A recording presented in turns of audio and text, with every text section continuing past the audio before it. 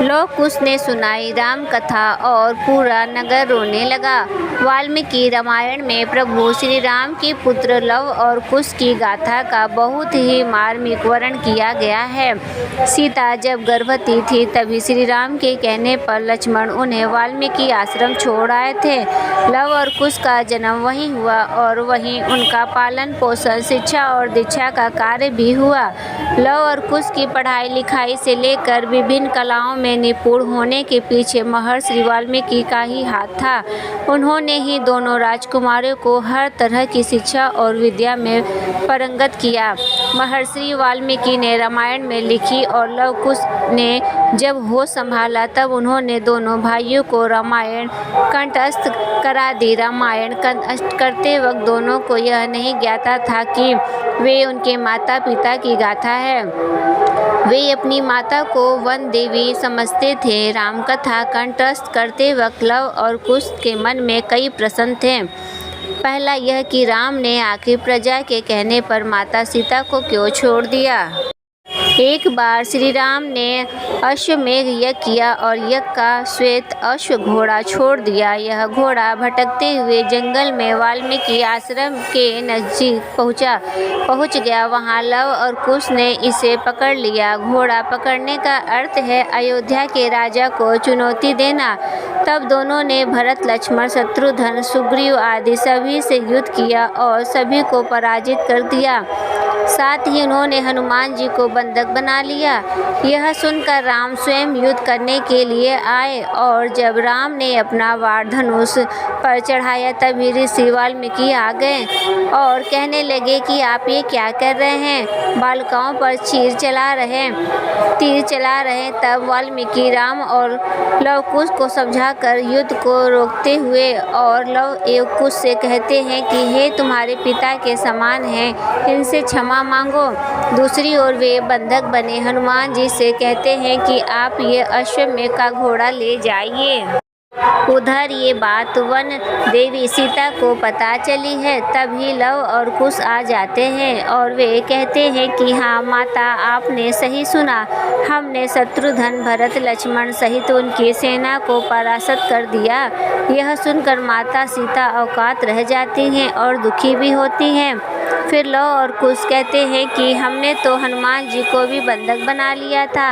यह सुनकर माता सीता कहती हैं कि ये तुमने क्या किया, वो तो मेरे पुत्र के समान हैं, तुमसे पहले तो वो मेरे पुत्र हैं। यह कहते हुए माता सीता रोने लगती हैं। यह देखकर लव और कुश भी अचरज से माता सीता को देखते हैं। फिर वो कहते हैं कि हमसे लड़ने तो स्वयं अयोध्या के राजा राम आए थे। माता सीता पूछती हैं कि क्या राम आए थे और क्या तुमने उन पर बाण उठाया। लव और कुश कहते हैं कि नहीं माता, हमारे बाण तो पहले से ही उठे हुए थे। यह सुनकर माता सीता दुखी होकर रोने लगती हैं कि हे पुत्र, आज तुमने घोर पाप कर दिया, इसका तो प्रायश्चित भी नहीं हो सकता।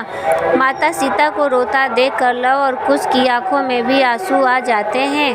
तब माता सीता रोती बिलखती हुई बोलती हैं कि यह तो घोर पाप है प्रभु, कोई पुत्र अपने पिता पर कैसे बाण उठा सकता है। अब मैं कैसे इसका प्रायश्चित करूंगी। यह सुनकर लव और कुश को आघात लगता है कि उनकी आंखों से झरझर आंसुओं की नदियां बहने लगती हैं। लव और माता सीता से पूछती हैं तो क्या अयोध्या के राजा हमारे पिता हैं। माता सीता रोते रहती है। लव और कुश फिर पूछते हैं तो क्या आप तो अभागी सीता हैं जिसे श्री राम ने छोड़ दिया था। माता सीता रोते हुए कहती हैं कि जिसका पति भगवान को वह कैसे अभागी हो सकती है। तभी वहाँ वाल्मीकि ऋषि आ पहुँचते हैं और वे रोते हुए लव और कुश को कहते हैं कि हाँ, ये तुम्हारी माँ सीता है और प्रभु श्री राम तुम्हारे पिता हैं। लव और कुश फिर रोते हुए पूछते हैं तो गुरुजी, आपने अब तक यह बात हमसे क्यों छिपा कर रखी।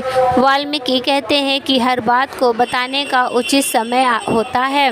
फिर वाल्मीकि समझाते हैं कि इसमें तुम्हारे पिता का कोई दोष नहीं, यह तो अयोध्या की प्रजा का ही दोष है और अब वक्त आ गया है तो तुम राम और सीता की कथा को उन्हें सुनाओ। वाल्मीकि ऋषि की अम्मा से लव और कुश संपूर्ण अयोध्या में घूम घूम कर राम और सीता की कथा के साथ ही माता सीता की व्यथा को भी गाकर सुनाते हैं। यह सुनकर अयोध्या वासियों का रो रो कर बुरा हाल हो जाता है। जब यह बात श्री राम को पता चलती है कि कोई ऋषि कुमार संपूर्ण नगर में राम कथा सुन रहा है, तो श्री राम उन दोनों को अपने पास बुलाते हैं और उन्हें देखकर कहते हैं कि अरे तुम तो वही हो जिन्होंने हमारे यज्ञ का घोड़ा पकड़ लिया था। लव और कुश उनके चरणों में झुककर उनसे कहते हैं कि आप हमारे पिता समान हैं। राजा, आप हमें आज्ञा दीजिए कि क्या करना है। तब श्री राम उनसे कहते हैं कि हमने सुना है कि तुम राम कथा सुन रहे हो। तब लव और कुश कहते हैं कि हाँ, हमारे गुरु ने हमें यह कथा हमें सुनाई है। फिर श्री राम कहते हैं कि क्या तुम यह कथा हमारे राज दरबार में सुनाओगे। लव और कुश कहते हैं कि हे राजा, आप आज्ञा देंगे तो अवश्य सुनाएंगे। फिर लव और कुश प्रतिदिन दरबार में श्री राम कथा सुनाते हैं और कथा के अंत में वे सीता माता के वाल्मीकि आश्रम में गुजारे कठिन समय का वर्णन करते हैं। सीता माता की कथा सुनकर सभा में उपस्थित लक्ष्मण, शत्रुघ्न, भरत, जनक, कौशल्या, सुमित्रा के कई ऋषि, वशिष्ठ और प्रजाजनों की आंखों से आंसुओं की नदियां बहने लगती है। तब अंत में इसी कथा के दौरान वे प्रकट कर रह देते हैं कि हम उसी सीता के पुत्र हैं। यह सुनकर संपूर्ण राम दरबार स्तब्ध और अवाक रह जाते हैं। जय श्री राम। लव कुश की कहानी हिंदू पौराणिक कथाओं में एक लोकप्रिय कथा है। यह भगवान राम और सीता के जुड़वा पुत्रों के इर्द गिर्द घूमती है, जिनका जन्म वनवास के दौरान हुआ था। सीता को उनकी निष्ठा के बारे में फैली अफवाहों के कारण अयोध्या से निर्वासित कर दिया गया था, जिसके बाद उन्होंने ऋषि वाल्मीकि के आश्रम में लव और कुश को जन्म दिया था। तो दोस्तों, हमारे द्वारा दी गई ये जानकारी आपको कैसी लगी, कृपया कमेंट बॉक्स में ज़रूर बताएं। वीडियो पसंद आए तो वीडियो को लाइक करें और चैनल को सब्सक्राइब करना ना भूलें। फिर मिलते हैं हम नेक्स्ट वीडियो के साथ, तब तक के लिए धन्यवाद।